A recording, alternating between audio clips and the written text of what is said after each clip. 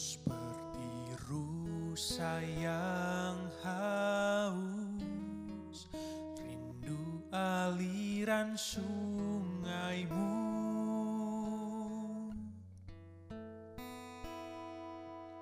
Hatiku tak tahan menunggumu.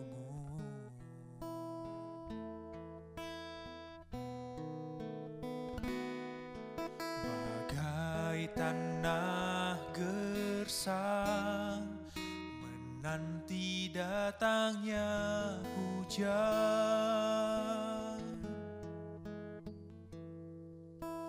begitupun jiwaku,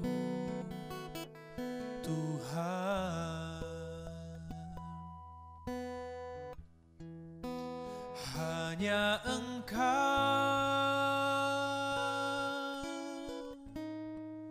pribadi yang mengenal hatiku. Tiada yang tersembunyi bagimu, seluruh isi hatiku Kau tahu, dan bawaku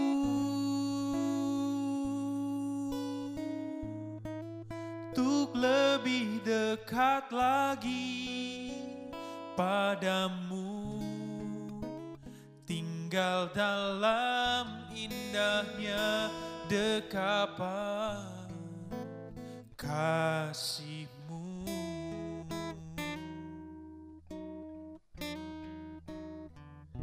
Seperti rusa yang haus, rindu aliran sungaimu.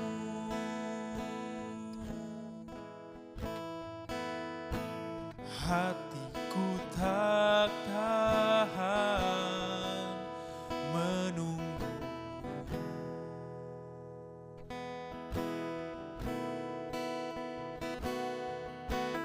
Bagai tanah gersang menanti datangnya hujan,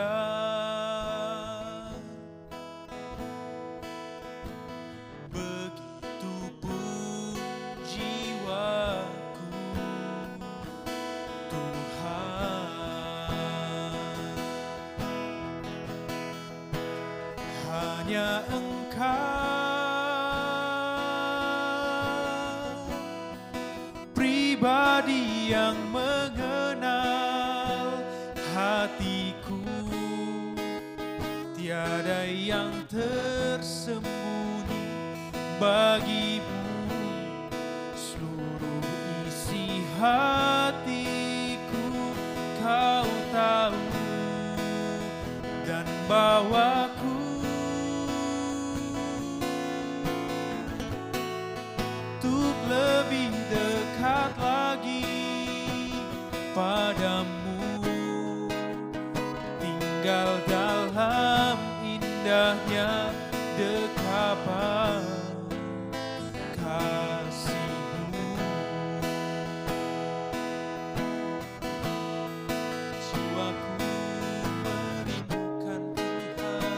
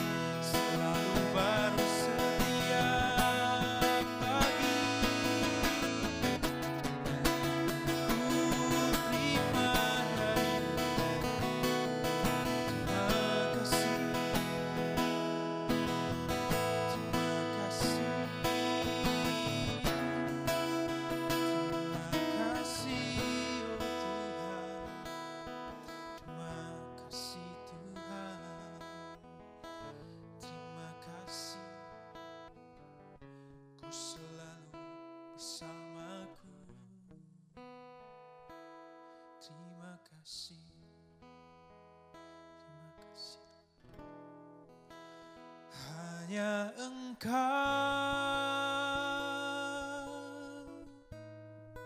pribadi yang mengenal hatiku, tiada yang tersembunyi bagimu. Seluruh isi hatiku Kau tahu, dan bawaku untuk lebih dekat lagi padamu, tinggal dalam indahnya dekapan kasih-Mu. Hanya Engkau pribadi yang mengenal hatiku, tiada yang tersembunyi bagimu. Seluruh isi hatiku Kau tahu Tuhan, dan bawaku untuk lebih dekat lagi padamu, tinggal dalam indahnya dekapan kasih-Mu.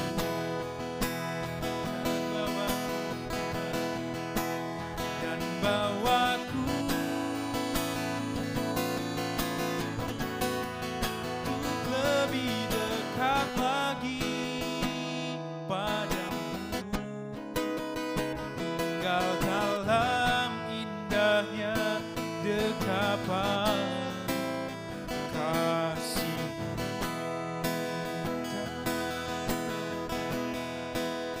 Dan bawaku untuk lebih dekat lagi padamu, tinggal dalam indahnya dekapan kasih-Mu.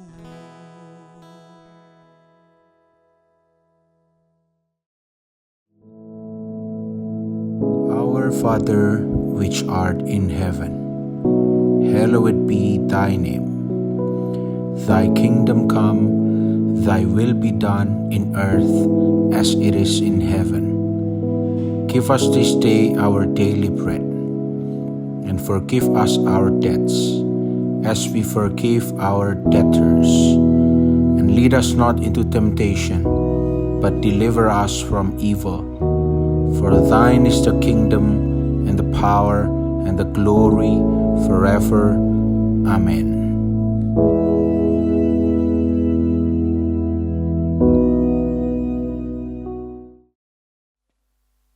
Ya, salam seluruh kekasih Tuhan dimanapun berada. Kita akan sama-sama belajar firman Tuhan saat pagi hari ini. Kita akan mengawali pertemuan kita dengan doa. Bapa dalam sorga, terpujilah namamu, kami sungguh sangat bersyukur untuk kebaikan dan kemurahan-Mu atas hidup kami. Sehingga pagi hari ini Tuhan kami boleh ada semua oleh karena kebaikan dan kemurahan-Mu. Ajar kami Tuhan supaya kami tahu bersyukur, berterima kasih buat seluruh perbuatan-Mu yang ajaib. Dan saat ini Tuhan, kami akan belajar firman-Mu yang menguatkan, yang meneguhkan, yang memberikan kami arah di dalam setiap langkah hidup kami. Pakailah hamba-Mu yang akan berbicara, biarlah kasih karunia-Mu menyertai, pengurapan-Mu meneguhkan. Terima kasih Tuhan, kami naikkan syukur kami dalam nama Tuhan Yesus Kristus. Haleluya. Amin. Puji Tuhan, sungguh saya sangat bersukacita untuk pertemuan kita pagi hari ini. Saya percaya kita semua orang yang diberkati Tuhan, penuh sukacita kasih karunia daripada Tuhan Yesus. Saya memperhatikan ada cara kita memperkenalkan aktivitas beribadah ya kepada anak-anak kita. Ya, salah satunya ketika makan ya, ketika makan kita mengajak anak untuk berdoa. Nah, saya menemukan satu gambar ketika seorang ibu mengajar anaknya untuk berdoa sebelum makan. Saya lihat gambar itu, anak itu memperhatikan ibunya yang sedang berdoa, melihat ibunya yang sedang berdoa. Dari sisi pendidikan rohani itu sesuatu yang sangat baik ya, mengajar anak. Tapi kalau saya merenungkan lebih dalam, bagaimana anak ini melihat ibunya berdoa. Itu kalau pada kepentingan untuk pendidikan anak itu bagus. Tapi ketika kita perhatikan baik-baik, orang-orang dewasa yang sudah belajar firman, orang-orang dewasa yang sudah menjadi Kristen sekian lama, kalau di gedung gereja melihat orang lain berdoa, melihat orang lain menyembah Tuhan, melihat orang lain memuji Tuhan, ini baru terasa agak janggal, ya, terasa agak janggal. Sehingga ada kalanya saya membuat sebuah kalimat begini. Kita sedang beribadah atau kita sedang melihat orang beribadah. Nah, ini yang menjadi berbeda. Karena kalau kita sedang melihat orang beribadah, maka kita akan perhatikan orang lain ketika menyembah, ketika berdoa, ya, bahkan kita melihat seseorang berbicara untuk menyampaikan pemberitaan firman Tuhan ya dari Alkitab. Kita sedang ada di situ, tapi kita sedang memperhatikan, sedang melihat sebuah ibadah. Bahkan di dalam sebuah ibadah live streaming ya, atau pagi hari ini perjumpaan kita adalah melalui media ya, melalui media. Kita tidak bertemu secara fisik. Nah, Bapak Ibu Saudara, rekan-rekan yang terkasih, kita sedang beribadah atau kita sedang melihat sebuah ibadah ya, atau pelayanan. Kalau kita sedang melihat sebuah ibadah, tidak ada keterlibatan kita di dalamnya. Karena kita sedang memperhatikan, kita sedang mungkin melihat apa yang terjadi, apa yang dilakukan oleh orang lain. Kalau itu yang ada, saya yakin bahwa orang yang melihat orang lain beribadah, dia tidak pernah mengalami berkat daripada ibadah itu. Tidak pernah mengalami kuasa Tuhan yang bekerja di dalam ibadah itu. Karena tidak ada keterlibatan di dalam jiwa dan roh. Saat pagi hari ini saya ingin berbicara dari Roma pasal 12 ayat 1 sampai dengan ayat yang kedua. Bapak Ibu Saudara, rekan yang terkasih bisa melihat ayat yang ditampilkan. Roma 12 ayat 1 sampai dengan ayat yang kedua. Karena itu saudara-saudara, demi kemurahan Allah, aku menasihatkan kamu supaya kamu mempersembahkan tubuhmu sebagai persembahan yang hidup, yang kudus dan yang berkenan kepada Allah. Itu adalah ibadahmu yang sejati. Janganlah kamu menjadi serupa dengan dunia ini, tetapi berubahlah oleh pembaharuan budimu, sehingga kamu dapat membedakan manakah kehendak Allah, apa yang baik, yang berkenan kepada Allah, dan yang sempurna. Dari dua ayat yang akan kita pelajari, saya mengajak kita membahas sebuah tema tentang ibadah yang sejati. Bagaimana kita sebagai orang yang percaya kepada Tuhan, pagi hari ini kita benar-benar boleh merasakan lawatan Tuhan terjadi dalam kehidupan kita. Kita tidak sedang memperhatikan apa yang sedang terjadi dalam sebuah ibadah yang berjalan. Ayat itu mungkin bisa dipahami di dalam penerapannya secara praktis. Bagaimana kehidupan kita benar-benar menjadi sebuah ibadah yang sesungguhnya. Betul. Tapi pagi hari ini saya ingin berbicara ibadah dalam pengertian liturgis. Ibadah dalam pengertian aktivitas-aktivitas di dalam kegiatan peribadatan di gereja. Peribadatan di dalam saat teduh. Peribadatan dalam pertemuan-pertemuan rumah tangga. Apakah di dalamnya kita benar-benar sedang mengalami sebuah ibadah yang sesungguhnya? Ibadah yang sejati di hadapan Tuhan. Ada dua unsur yang kita bisa belajar tentang ibadah yang sejati dalam Roma 12 ayat 1 sampai dengan ayat yang kedua.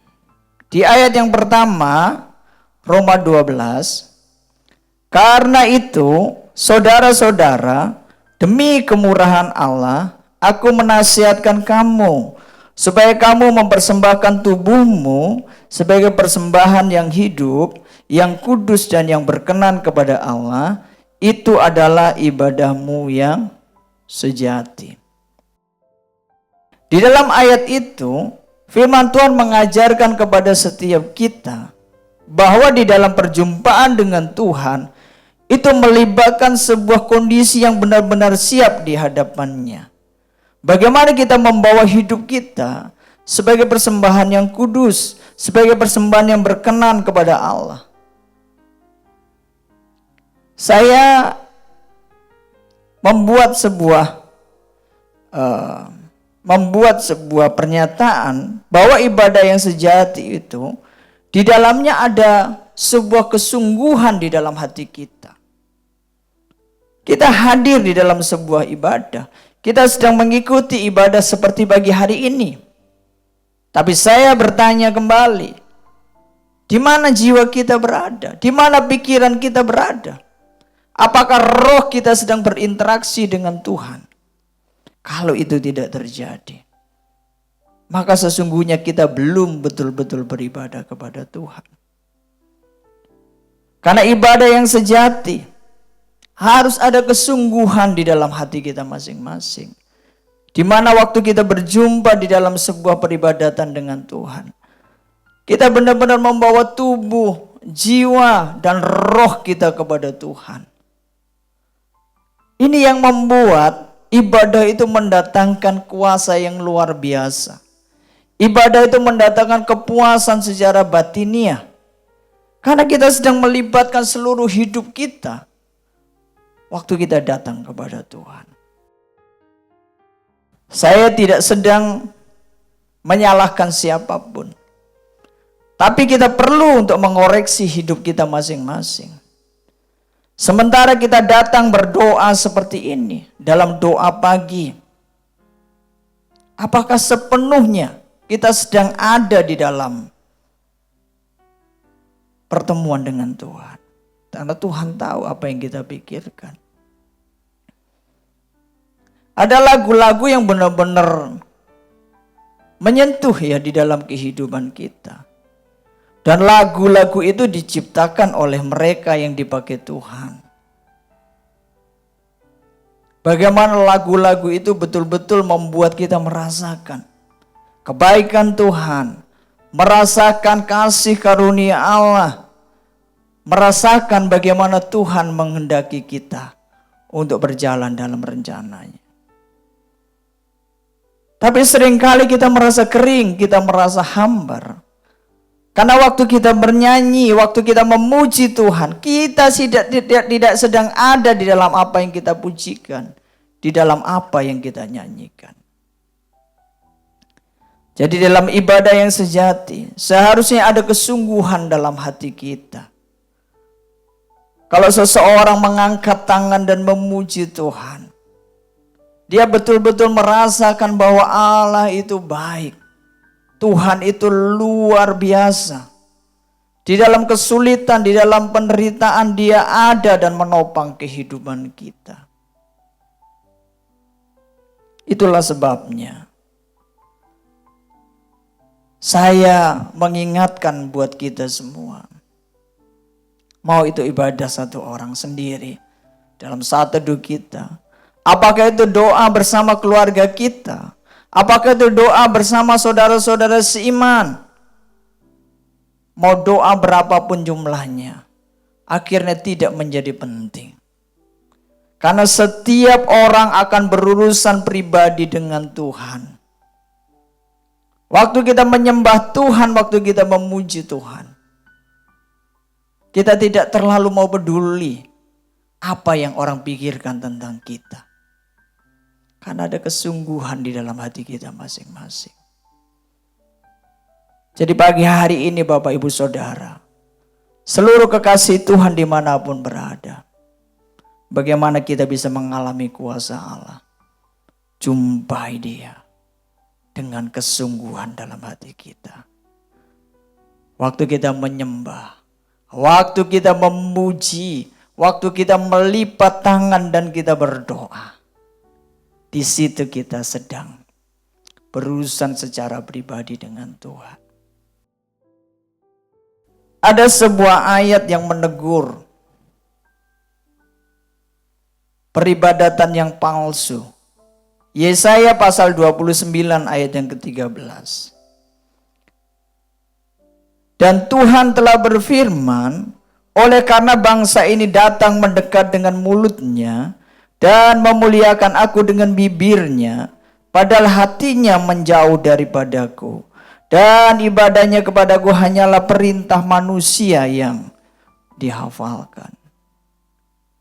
Ini yang menjadikan Tuhan tidak berkenan dalam sebuah ibadah yang merupakan ibadah-ibadah yang dikatakan perintah manusia yang dihafalkan.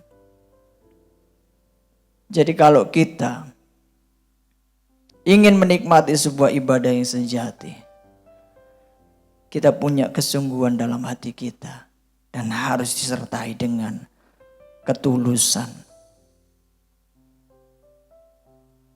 Saya hendak membedakan seseorang memuji Tuhan sebagai sebuah perform di hadapan banyak orang, dan orang menyembah dan memuji Tuhan sebagai persembahan di hadapan Tuhan. Karena yang pertama, perform itu pengen menunjukkan yang bagus, pengen menunjukkan yang hebat. Tapi yang kedua adalah sebuah pujian yang di dalamnya ada ketulusan. Bapak Ibu Saudara, seluruh kekasih Tuhan dimanapun berada, mari kita menyembah. Mari kita memuji Tuhan. Mari kita beribadah kepadanya dengan kesungguhan dalam hati kita, yang di dalamnya ada ketulusan. Tidak ada motivasi yang lain kecuali kita ingin menikmati lawatannya, kecuali kita ingin merasakan hadiratnya, kecuali kita ingin mendengar Dia berbicara dalam kehidupan kita. Dan ketulusan itu merupakan sebuah rahasia antara kita dengan Tuhan. Waktu kita beribadah, pastikan kita datang dengan motivasi yang tulus di hadapan Tuhan. Apakah saya beribadah diberkati secara materi? Itu urusan setiap orang secara pribadi. Tapi untuk apa kita datang beribadah? Apakah untuk diberkati secara materi? Hanya kita yang tahu. Hanya kita yang mengerti hal itu. Dan Tuhan juga tahu isi di dalam hati kita. Dan pagi hari ini, kalau kita datang kepada Tuhan dengan kesungguhan hati, motivasi yang tulus di hadapannya, Tuhan, kehadiran-Mu adalah berkat terbesar dalam hidup saya. Maka yang lain-lain kita nggak tahu. Tapi Tuhan tambahkan semuanya itu. Bicara tentang ibadah yang sejati, unsur yang pertama harus ada kesungguhan dalam hati. Lagu apapun yang kita naikkan, pujian apapun yang diajak oleh worship leader untuk kita naikkan, di situ kita mengalami kuasa Tuhan yang bekerja. Kita benar-benar memuji Dia dengan sepenuh hati kita, membawa seluruh hidup kita kepada Tuhan. Saya mungkin bisa berkata kepada jemaat di gereja kami, Bapak, Ibu, saya melihat semuanya memuji Tuhan, semuanya menyembah Tuhan. Tapi saya boleh bertanya, pikirannya ada di sini apa di tempat lain? Saya tidak tahu. Kita perlu mengoreksi hidup kita. Saya mengakui, ada kalanya kita sebagai manusia melihat siapa yang memimpin pujian, siapa yang sedang membawakan firman, sehingga itu menghalangi Tuhan bekerja dalam kehidupan kita. Tapi waktu kita mulai melihat Tuhan bisa memakai siapapun untuk membawa saya dalam sebuah ibadah, maka kita akan menerima yang terbaik daripada Tuhan. Dan unsur yang kedua dari ibadah yang sejati, Roma 12 ayatnya yang kedua. Roma pasal 12 ayatnya yang kedua. Janganlah kamu menjadi serupa dengan dunia ini, tetapi berubahlah oleh pembaharuan budimu, sehingga kamu dapat membedakan manakah kehendak Allah, apa yang baik, yang berkenan kepada Allah, dan yang sempurna. Unsur yang kedua, apa sih yang Tuhan kehendaki lewat ibadah yang sejati? Yang saya sebut pembaharuan karakter. Orang yang beribadah dengan sungguh-sungguh kepada Tuhan, maka dia tidak akan menjadi sama lagi, tetapi mengalami perubahan di dalam karakternya. Saya menjadi heran apabila semakin banyak kita datang beribadah, semakin banyak kita datang di dalam kegiatan-kegiatan gereja, semakin banyak kita baca Alkitab, karakter kita sama sekali nggak berubah. Itu sungguh sangat mengherankan. Karena di dalam ibadah yang sesungguhnya, yang sejati di hadapan Tuhan, seharusnya ada impartasi kehidupan yang terjadi. Bagaimana karakter Tuhan itu kemudian mengalir lewat kehidupan kita masing-masing. Ibadah yang sejati harus membuat antara ibadah dan karakter kita berbanding lurus. Semakin banyak kita mengalami perjumpaan dengan Tuhan, semakin banyak karakter kita diubahkan. Ini yang saya hendak sampaikan pagi hari ini, Bapak Ibu Saudara. Seluruh rekan yang terkasih, saya tidak hanya ingin berbicara menghabiskan waktu karena saya diberikan tugas pelayanan ini, tapi saya ingin setiap kita mulai melakukan evaluasi dan koreksi dalam hidup kita. Berapa banyak lagu yang sudah saya nyanyikan?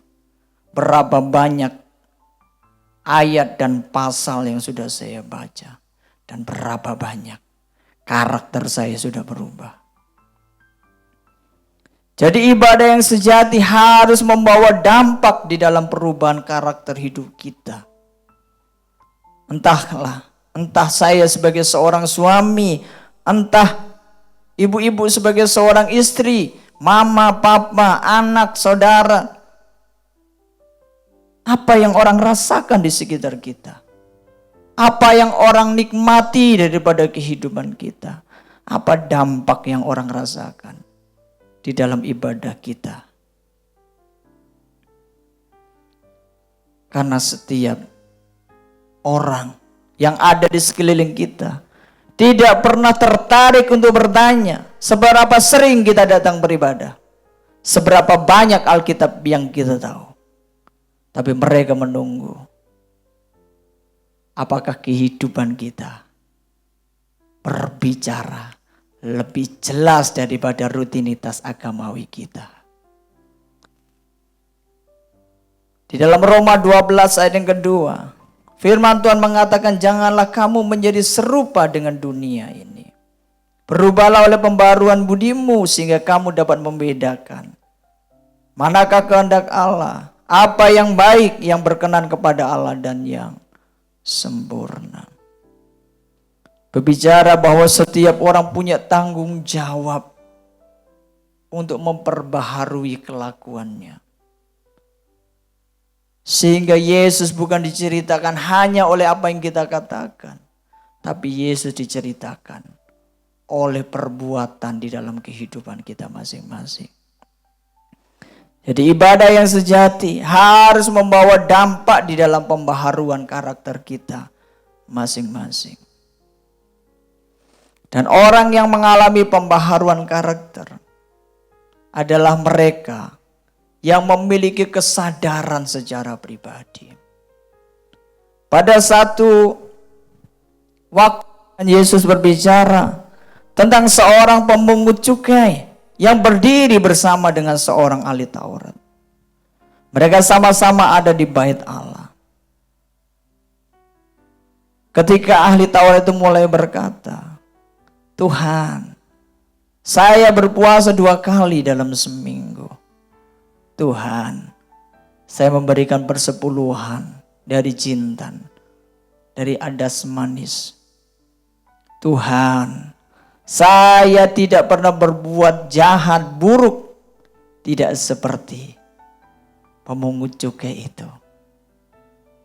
Sementara si pemungut cukai di dalam Lukas pasal 18 ayat 13. Pemungut cukai itu berdiri jauh-jauh, bahkan ia tidak berani menengadah ke langit, melainkan ia memukul diri dan berkata, Ya Allah, kasihanilah aku orang berdosa ini.